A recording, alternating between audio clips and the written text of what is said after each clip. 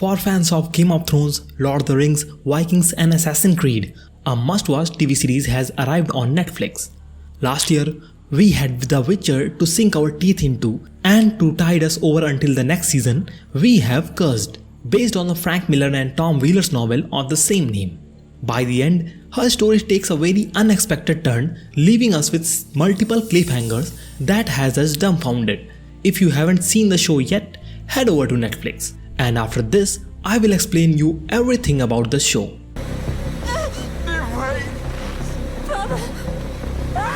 Nimue is a fae with extraordinary powers, but she also faces obstructions from her own people because of this. She wants to get rid of these powers, but they become all the more important for her survival when her village is burned down by the army of Red Paladians sent by the church. Her mother is also killed in the carnage. In her dying breaths, she gives a mysterious sword to Nimue and tells her to take it to Merlin, an equally mysterious sorcerer. After thinking a lot about the safety of her people, Nimue decides to surrender to the demands of King Arthur in exchange of herself and the sword. She demands ship to take her people to the other side of the sea, where they can create a new world for themselves without the fear of persecution by the church.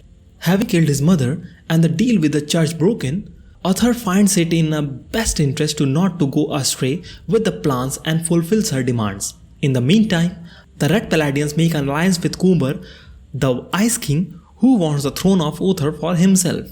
Reflecting on the past, Merlin made a pact with Cumber, helping him to move one of the steps closer to the throne in exchange for keeping Nimue safe.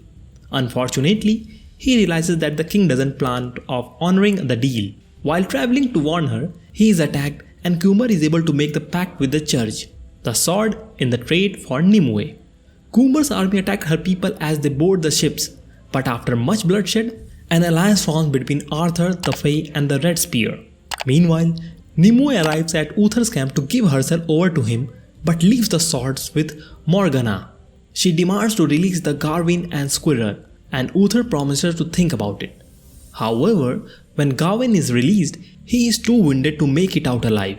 Nimue tries to use her magic to fix him, but it does not work as intended. She is taken by the Red Paladian, who attacked Uther's army but is saved just in time by Morgana, who now wields the power of the widow.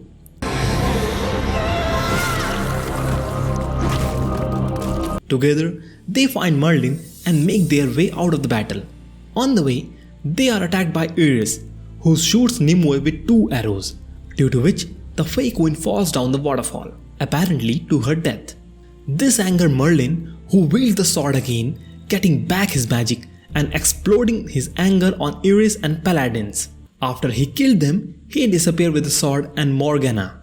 While all this happens, the Weeping Monk goes through an identity crisis of his own. It is revealed that he is one of the Fae, but has brought up in the accordance with the faith of the church. Conflict arises between him and the Paladins when he finds out that they are going to torture Squirrel. This explicitly against the monk's code of not hurting children, and he betrays the Paladins to save Squirrel.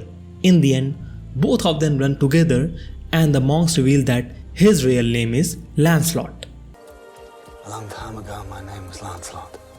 With so much happening in the final episode, the show leaves a lot of cliffhangers to be followed up in the next season. The most important question is if Nimue is still alive. Though she looks fatally wounded in the end, we have it on good authority that she is not dead. The final scene also happens to be the first scene of the show, where Nimue had stated to narrate the story. Considering this detail, it is fair to say that Fae Queen will return. Her magic has saved her the worst of the situation, and this is where it will once again act to save her life.